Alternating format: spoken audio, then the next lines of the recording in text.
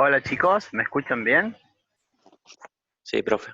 Dale, la vez pasada habíamos quedado en esta gráfica, que era un ejercicio que yo les di, que ustedes tenían que resolver. No sé si lo han podido leer, lo han resuelto.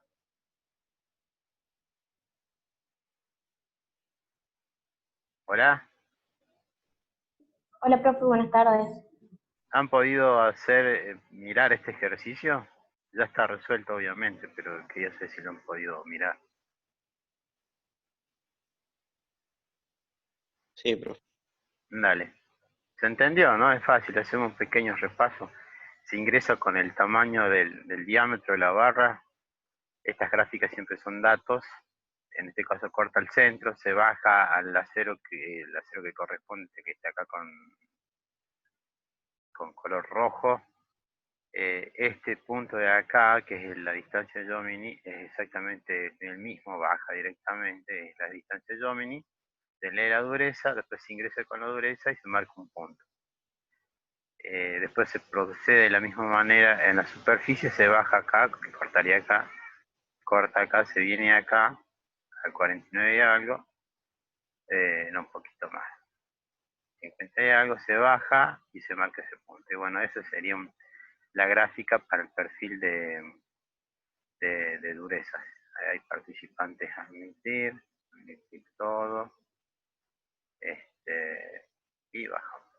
Bueno, lo que les quería mostrar hoy era como para redondear el tema, que no sé cómo salgo de acá. A ver.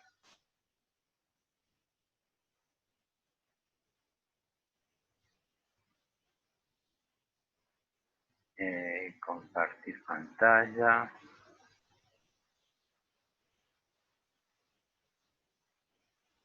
Acá tienen, creo que ustedes están viendo ahora una norma military que dice Heat Treatment of Steel, Process 4.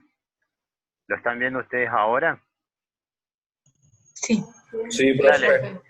esta norma es una norma militar. Esta norma, digamos que es la norma madre, para hablar un poco de la profesión de ustedes, digamos, como ingenieros, futuros ingenieros industriales. Entonces, como ven, es una norma americana.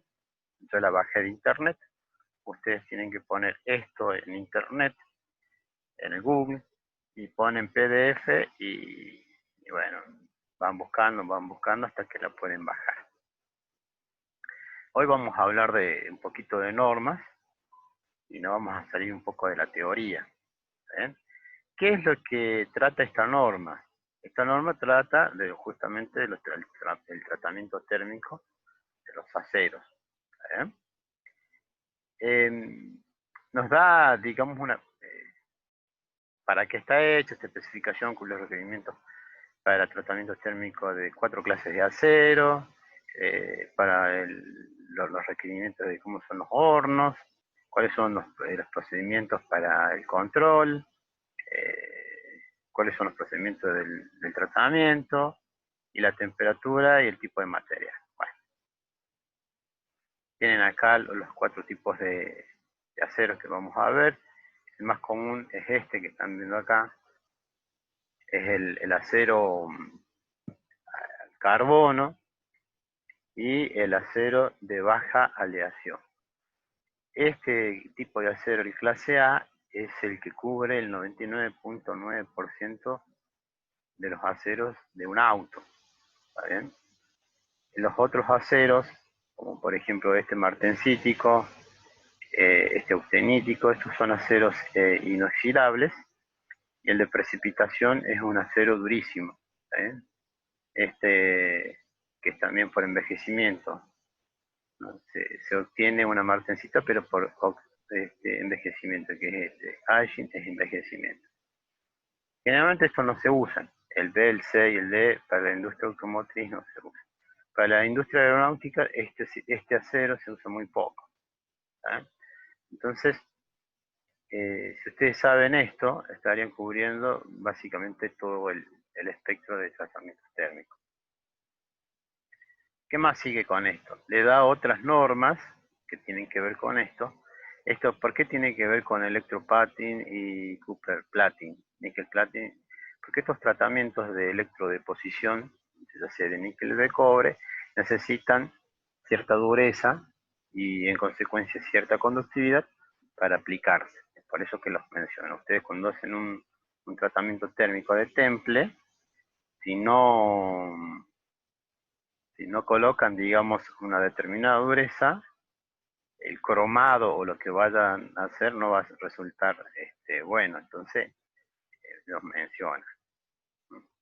Se mencionan otras normas. Acá pueden ver esta, la E3, que es la de metodografía, cómo se prepara una probeta. Este es el ensayo de tracción digo, y estos dos son ensayos de dureza. ¿Vale? Este último es microdureza.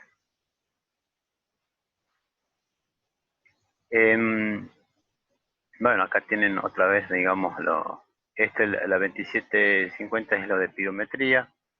Yo la otra vuelta se les había comenzado cómo tienen que ser los termómetros o termocuplas que tienen un horno de tratamientos térmicos, qué clasificación tienen, bueno, es todo un tema. Y tienen otro que es más o menos una parecida a la que estamos viendo, que es esta de acá. Todas estas normas, si ustedes están interesados y si alguno ya trabaja en la industria automotriz, ¿qué es lo que puede hacer? Y empieza a buscar estas normas en internet y se las baja. Después ya les voy a empezar a decir para qué va a servir todo eso. Acá tienen la parte de requerimientos, ¿no? Siempre la norma nos dice qué es lo que podemos hacer, pero también nos dice qué necesitamos. Entonces, ¿qué necesitamos? Equipos. ¿Cuáles son los equipos? Son los hornos. ¿Está bien? Y tienen una capa protectora. Tienen la clase A, tienen la clase, bueno, las otras clases habíamos dicho que no importaban tanto, pero por ejemplo, si nosotros tenemos un horno de aire, tenemos productos de combustión o lo que fuese, o una atmósfera controlada, tendríamos que tener estos elementos que están acá, ya sea nitrógeno, vacío, esto es para hacer nitrurado, esto no se usa. Pero bueno, estos son los equipos que nosotros necesitaríamos, ¿no? Atmósfera controlada. ¿Qué quiere decir atmósfera controlada? Que la temperatura dentro del horno tiene que ser elevada y que tenga cierta cantidad en este caso, de carbono, cosa que el acero no se descarburice, lo que habíamos visto nosotros en discusión.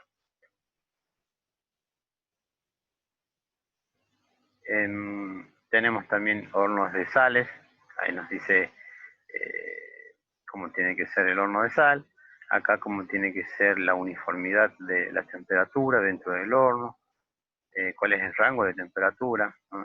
¿Qué quiere decir con el rango? Si yo al horno lo programo a 780 grados, y obviamente yo tengo que decir 780 más menos tantos grados, 780 más menos 10. O sea que varía de 780 a 790 o de 770. Este set de temperatura vendría a ser 780 que yo lo coloco, ¿no? Que es pirometría, como el control. Para esto se utilizan data loggers. Yo les digo data logger, pues lo que en la fábrica, que se ponen distintos termocuples en distintos puntos del horno y me lee una temperatura. Obviamente cuando ustedes tienen un horno van a entrar en tres tipos de transferencia de calor, que es la conductividad, que es el contacto directo entre dos materiales, obviamente sólidos, la convección, que es justamente el aire que está más cerca a la fuente de calor, está más caliente, y la radiación. Eso de la radiación, aunque ustedes nos crean, es bastante importante. Es la luz que transmite por decirlo, luz, que es energía pura, que me aporta calor también. Después tenemos los equipos de templado, cómo tendrían que ser los equipos de templado. Esto, si tenemos tiempo, yo les hablo un poco de lo que es diámetro crítico real, diámetro crítico ideal. Esto del diámetro tiene que ver con las curvas esas de Grossman, que yo se las había mencionado en la clase pasada. Estos baños pueden ser distintos, yo les había dicho que puede ser agua, aceite, agua agitada, agua con sal. pueden ser quietos, pueden ser agitados. Bueno, acá tienen con aceite, con agua y polímeros, porque el agua si no se pudre. Los polímeros también me hacen que sea mayor, el agua tenga mayor capacidad calorífica. Y estos también son de sales. Y tienen algunos alternativos y dónde tienen que estar ubicados y bueno, y algunas cosas más. Después tienen que tener equipos de limpieza. ¿Por qué tienen que tener equipos de limpieza? Y porque si ustedes se imaginan, bueno, los que están trabajando ya cuando tienen una pieza, la maquinan, eso está en contacto con el aceite de corte o líquido refrigerante, está en contacto con grasas, con aceite, con la suciedad del medio ambiente. Y así tal cual está, yo no la puedo meter a un horno de tratamiento térmico. ¿Por qué? Porque la pieza me saldría manchada. ¿Eh? Y después hago más abajo, si yo esa pieza la necesito pintar, no sería una buena adherencia. Entonces, ¿qué se hace? Antes de ingresar una pieza a un horno de tratamiento térmico, que se la lava. Esto lo vamos a ver. Estos son los 5200, son materiales hipotectoides que tienen mucho carbono y pueden esfluorizar. No todos pueden esfluorizar. Estamos hablando de la clase A, ¿verdad? Y después, bueno, nos dice cómo tiene que ser el austenizado. En este caso, cuando serían 33222, estamos refiriendo eh, a la clase de aceros A y B, en este caso A y B. Cómo tiene que ser el temple, cómo tiene que ser el revenido, temple en el revenido. Esto del endurecimiento de los clases D, que eran los Mar Aigen, no lo vemos. No lo vemos porque en realidad no se usa mucho en industria, ni automotriz, ni aeronáutica. Tienen que ver con un proceso distinto del temple, está bien, pero no lo vemos nosotros. Tampoco sale en el programa. El normalizado aplicable a la clase A, que nosotros lo que estamos nosotros viendo, el normalizado deberá ser acompañado por un enfriamiento en la tabla 1A, en la tabla, que ya más abajo estará, las temperaturas en aire circulante o enfriado al aire o en una atmósfera controlada. La recomendación del mínimo tiempo de veces que se puede estar listado en la tabla 2, cuántas veces se puede normalizar. Este es el recocido, como tiene que ser el recocido. Con las tablas 1A también me sale la tabla 1A, que ya vamos a llegar. Este tipo de 0C no lo vemos. ¿Cómo tiene que ser el stress relief? El stress relief es el quite de tensión. ¿Se acuerdan? Yo la vez pasada les había mencionado que puede haber una chapa de acero conformada para el capó de un auto, o por alguna parte del auto, o de un avión, de lo que fuese. Pero como la chapa se deforma, eso hace que las chapas se tensionen, es decir, microestructuralmente tendrían muchas dislocaciones, y si yo la sigo doblando la rompo. Entonces le hago un stress relief, que es el quite de tensiones, para poder seguir deformándola. En este caso, el stress relief es para la clase A y tiene que estar entre estas temperaturas. En este caso tenemos Fahrenheit porque esta norma es Yankee, ¿no?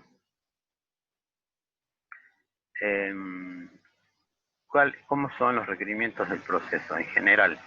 Dice el equipo y el procesamiento, las técnicas de proceso utilizadas o ensayadas o tomadas en el tratamiento térmico del material deberán ser totalmente capaces de proveer una combinación de propiedades mecánicas, una resistencia a la corrosión y una microestructura en el producto, como se especifica en el documento. En inglés es muy básico. Yo digo que estudié en inglés y yo intenté, pero no pude. Primero habíamos dicho que la limpieza. ¿Por qué es necesaria la limpieza? Es para eliminar todas las virutas, los depósitos porque hay piezas que a lo mejor tienen hendiduras y ahí se puede meter algo de aceite de corte. Hay que tenerlas limpias, digamos, para hacer un buen tratamiento térmico. También tienen que tener un espacio, no pueden mantenerse las piezas una amontonadas sobre otra, porque el calor por convección no llegaría de manera uniforme a todas las piezas, entonces tienen que tener un espacio. También nos habla un poco de las propiedades mecánicas. La clase A, bueno, este es para ver las propiedades, todo esto digamos, de propiedades mecánicas que no viene. Y acá sí, este tema es importante, que es la descarbonización. Si yo tengo un horno, que no tengo una atmósfera controlada, llámese atmósfera controlada, tener cierta cantidad de carbono en el medio para que el carbono dentro de la pieza no salga al exterior, eso no sería una atmósfera controlada, ¿no? Entonces el acero tiene un porcentaje muy pequeño de carbono y el carbono que está en la superficie, al llegar a la superficie, me provocaría un mal tratamiento térmico. Estos son carburizados, nitrurados. Y después, tenemos acá, digamos, las condiciones del aseguramiento de calidad. La responsabilidad para el inspector, responsabilidad para el cumplimiento, los registros de control. Esto es súper importante. Ustedes como ingenieros industriales ya lo deben saber. Acá dice que se tienen que guardar por 5 años. ¿Qué pasa cuando no hay un cumplimiento? Después tenemos los equipos de calibración y test. Todo esto tiene que ver con las condiciones procesales. Nosotros la materia ya, la parte esta del que me trae el AS, que era la de Smith, y el Caliper ya la vimos. Todo esto le doy para quizás abrirlo a ustedes un poco más la cabeza de cómo se debería trabajar, cómo debería ser un ingeniero industrial, ¿no? Entonces primero se toma una norma. ¿Por qué una norma? Porque es lo que a mí me dice cómo se deben hacer las cosas, ¿no? Y todas las cosas que se tienen que considerar. La teoría es una cosa y esto vendría a ser, entre comillas, la práctica. No el ejercicio, sino la práctica profesional, digamos. Los pirómetros tienen que estar calibrados, los equipos para hacer los procedimientos de test también. Bueno, acá también me habla de las probetas que están contaminadas superficialmente, digamos. Cómo tiene que ser. Un poco de mecánica de las propiedades mecánicas. Quiero que me tengan paciencia. Bueno, a ver, continuemos un poco más. Bueno, acá tienen estoy buscando las tablas, acá están las tablas. Bueno, yo esto no sé cómo se gira esto. No sé cómo se gira. Profe, ahí en la gris oscura tiene la flechita. Ah, esta. Ahí está, gracias. Gracias, No, muchas gracias. Un poquito más. Bueno, ¿qué tienen acá? Los procedimientos para el tratamiento térmico de la clase A, o sea, son aceros al carbono y aceros de baja aleación. Ahí entra el 1020, el 1040, el 1050, el 1080, el 4140, el 4340, bueno, todo eso. Se dice que es de baja aleación porque todos los elementos aleantes que no sean carbono no llegan al 5%, por eso se dice bajo aleación. ¿Y acá qué es lo que tienen en esta norma? Tienen la designación, ya sea por SAE o por ahí, sí que es lo mismo. Tienen el 1025, 1035, 3140 y bueno, siguen así. ¿Está bien?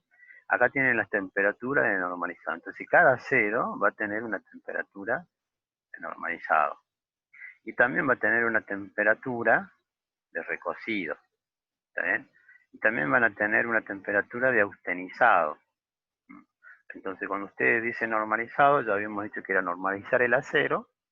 Y si tienen esta barra de acá, este tipo de acero tienen que estar entre esta temperatura. Si quieren hacer un recocido, en esta temperatura. Si quieren austenizar, tienen que estar en esta temperatura.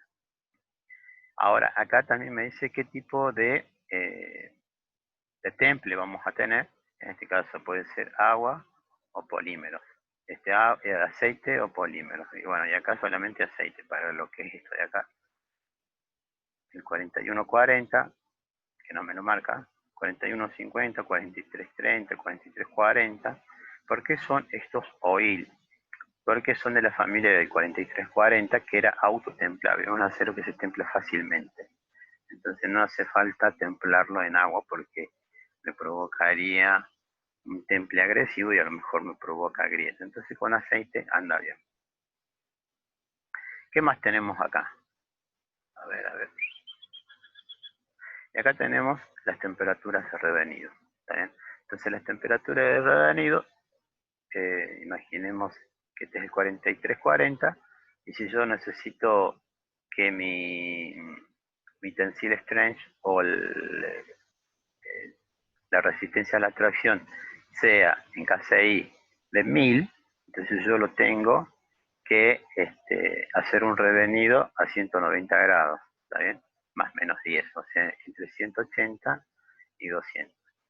Yo quiero que ustedes cuando vean esto de las temperaturas y estén tratando hornos que tienen más de 1 metro cúbico, es difícil mantener la temperatura 180.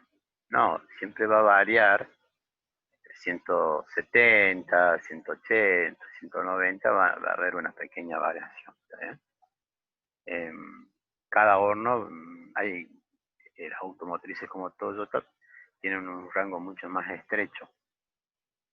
Pero si están entre estos valores, generalmente la pieza le va a salir con esta resistencia a la tracción. Entonces, ¿qué es lo que tendrían que hacer ustedes?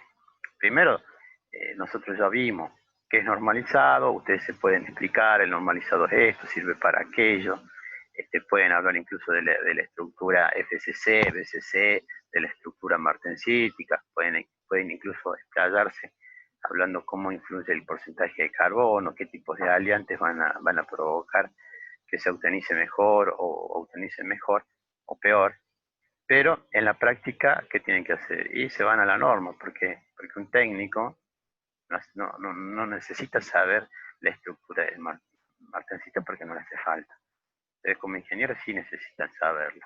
Entonces cuando agarre un técnico esta norma, va a decir, tengo un 4140, tengo que hacer una automatización y lo voy a hacer entre 1550 y 1600. Perfecto, de 10. Pero ustedes también, ahora con esto ya lo saben. ¿Mm? Entonces, esa es la tabla 1 y vamos a ir a la tabla 1B. Para la clase B, que habíamos dicho que era martensítico, que no lo veíamos. Y esto de acá.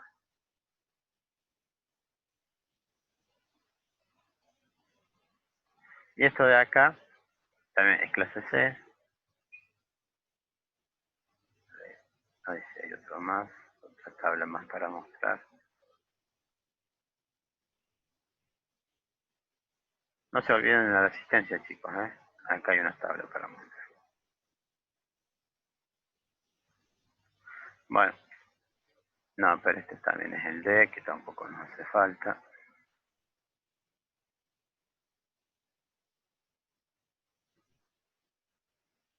Acá está la tabla 2, que es la que quería.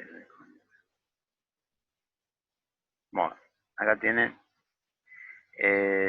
cuánto se debe mantener en tiempo para el recocido, el normalizado, el autenizado y el quite de tensiones para la clase A, que es los aceros de bajo carbono. ¿Sí? Acá la palabra dice sugerido y está en minutos. ¿Sí? Entonces, habíamos dicho que había una influencia bastante importante del espesor de la pieza cuando nosotros la llevamos a utilizar. Y sobre todo después cuando la enfriamos. Entonces, ¿qué nos recomienda esta norma? Que después es mandatoria, ¿no? Esto se recomienda, pero en definitiva termina siendo una orden. A medida que el espesor en pulgadas va aumentando, nos dice que tiene que estar en el horno para el tipo de una pulgada a 1,5 pulgadas, tiene que estar en el horno 1 hora. Ese es lo que está sugerido. En un horno de sal, 15 minutos. ¿Por qué hay una diferencia? Porque acá, si es un horno, el que transmite el calor es aire. Obviamente que también hay una transferencia de calor por radiación, o bueno, la convección y bueno, transmisión si está sostenida en algún soporte. Pero en el caso de una sal, este baño de sal yo les dije que es líquido y la sal tiene mucha capacidad calorífica, va a transmitir mucho más rápido el calor, en este caso 4 veces más que el aire. Y el tiempo de mantenerlo, digamos, son 30 minutos. ¿eh? Esto para calentarlas y esto para mantenerlas. ¿eh? Entonces, si ustedes se preguntaban qué tiempo yo tengo, para alguien que trabaja justamente en un lugar así, agarra una pieza y dice, bueno, tengo una pieza enorme que son de 2 pulgadas, ¿cuánto tiempo voy a tardar en calentar? Y en este caso 90, en este caso 25, y ahí la tengo que dejar 40 minutos. Ah, perfecto, ya está respondido. Para la clase C nos vemos.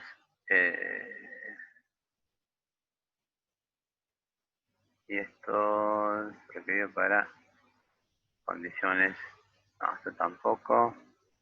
Ah, y estos que son el diámetro equivalente. No todas las piezas que ustedes vayan a poner en un horno de tratamiento térmico va a ser circular. Pueden tener una pieza hexagonal, un perfil cuadrado, un perfil rectangular. Y esto que están viendo que es R, en el caso de una T, se entiende que es una T, es como una T, es lo mismo que el redondo, pero está multiplicado un poquito más grande. Este cuadrado es lo mismo que el círculo, pero está multiplicado por 1,25. Y este es una T, es un círculo multiplicado por 1,25. Se lee de esa manera. Después también tienen para tubos. Eso, ¿para qué me sirve el diámetro equivalente? En el diámetro equivalente, si yo tengo un círculo, perfecto, pero si yo tengo un hexágono, lo tengo que dejar un poco más. Porque más tengo, y nada más. Bueno, esto es lo que ustedes acaban de ver, que yo lo dije rápido y de manera aburrida, es lo que ustedes, si entran a trabajar como pasantes o ya están trabajando en un lugar y caen justamente en la parte de tratamientos térmicos, deberían bajarla y estudiarla. Una vez que la estudian, esto yo lo bajé de la fábrica donde trabajo,